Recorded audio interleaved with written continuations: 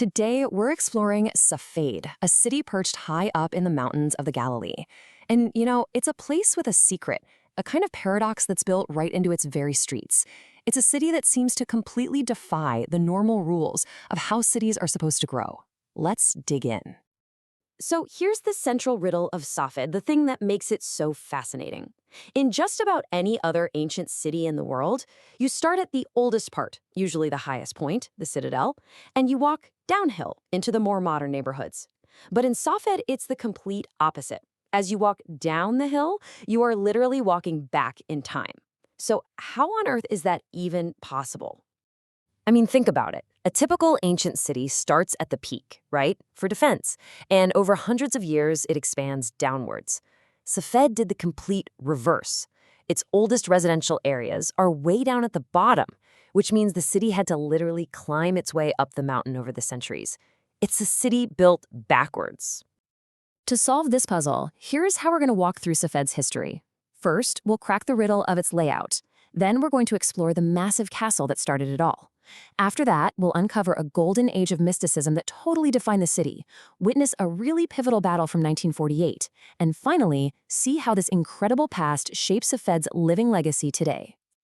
Okay, so let's unravel this core mystery.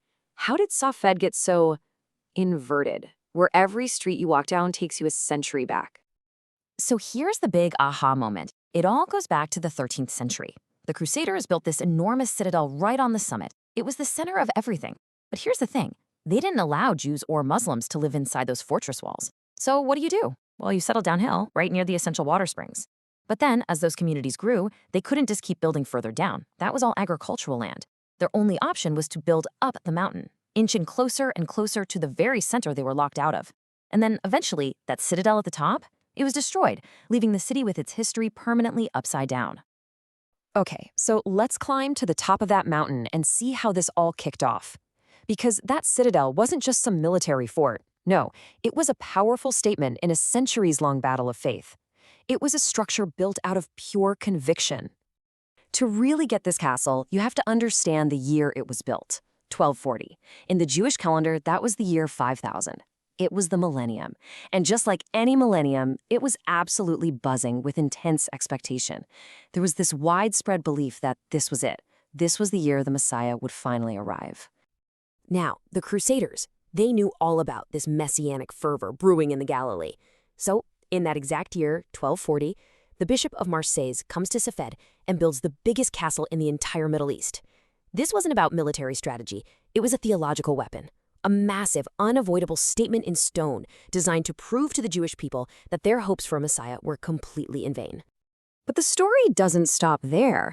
In 1266, the Mamluk Sultan, Baybars, he conquers the castle.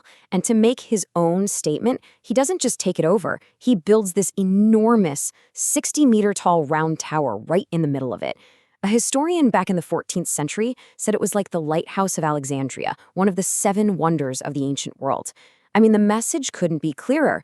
Islam had now triumphed over Christianity on the very stage Christianity had built to challenge Judaism.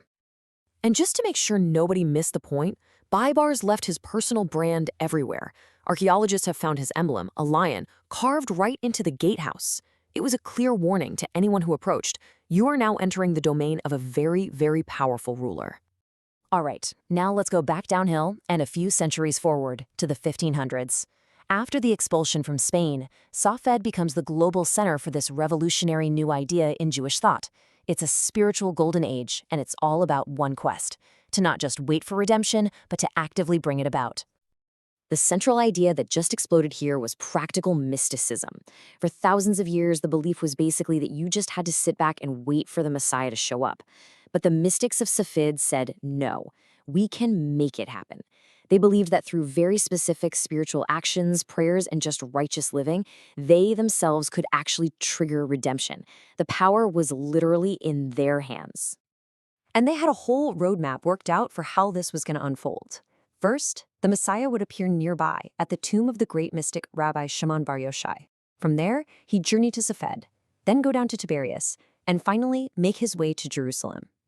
Safed wasn't just a stop. It was an absolutely crucial, can't-skip-it part of the plan. There's this incredibly powerful story about the greatest of these mystics, Rabbi Isaac Luria, known as the Ari. One Friday afternoon, he turns to his students and says, "Who wants to come with me to Jerusalem right now to welcome the Sabbath?" And they're all confused, saying it's way too late to make the journey. And the Ari's response was this quote. He was telling them they had just missed the moment. Their collective action, their willingness to just get up and go, was the final piece of the puzzle. It wasn't about waiting for the Messiah to come, it was about all of us bringing him.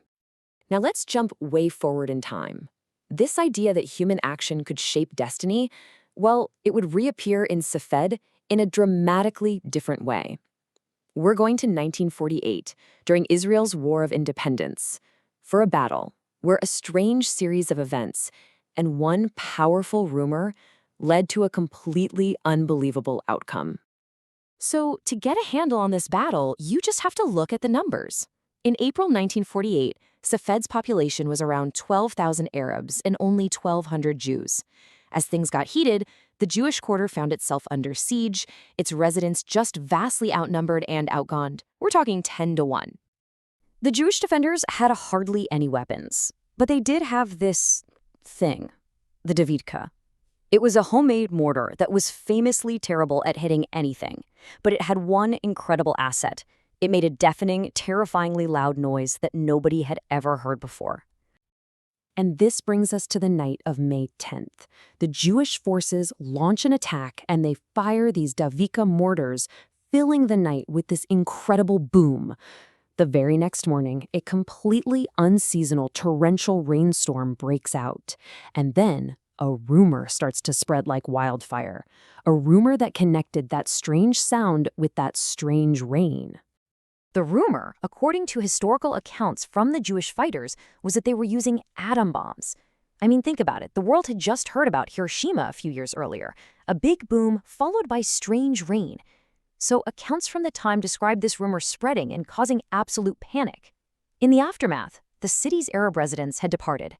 Palmach fighters entering the city described finding it empty, with food reportedly still on the stoves.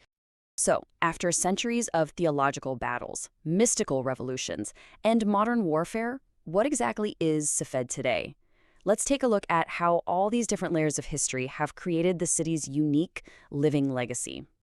Well, today, Safa is this fascinating mix of all its histories. The legacy of the mystics is still so alive, it's a world center for the study of Kabbalah.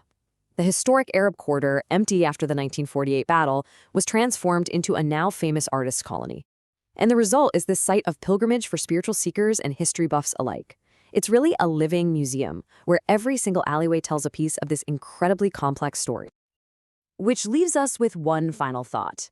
In a city where history isn't just buried under your feet, but is the actual map you use to get around, how is the next chapter being written? What does the future look like for a city that was built backwards?